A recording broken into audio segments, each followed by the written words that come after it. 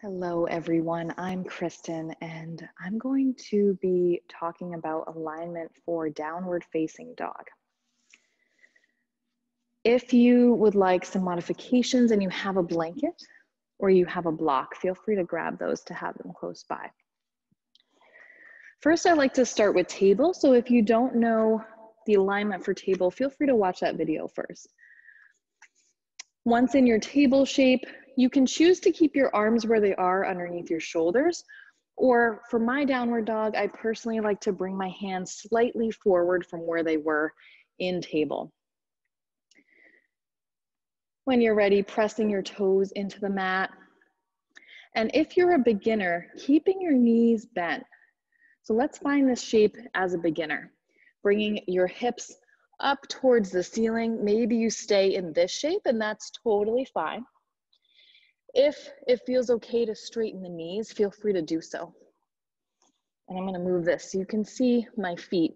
Your heels may be on the floor, but maybe not, and that's okay. They don't have to be.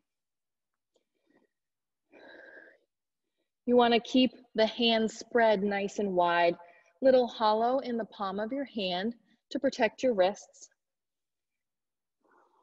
Elbows are facing out away from you. Inner elbows are facing towards each other. And pressing your hands into the mat, bringing your head in line with your arms. Relaxing your shoulders, letting your head hang. But if you notice your head is hanging like this, you want to keep a little bit of efforting so that your head is in line with your arms. You can press your feet into the mat if you want. You can walk in place, bending one knee and then the other. And then again, if you're a beginner, you can keep your knees bent.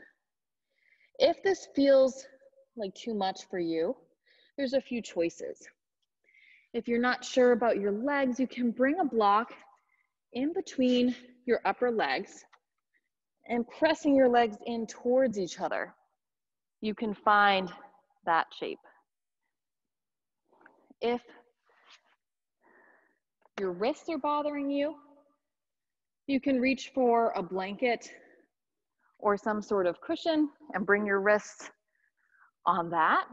You can always come into what's also called dolphin with your forearms on the mat. Even though this is a different shape, you can always come into this shape as well. And if your heels feel like they need a little extra because your heels are coming up off the floor, feel free to bring that blanket or cushion underneath your heels so that they are elevated a little further. All right, well, that's our downward dog. Thank you for joining.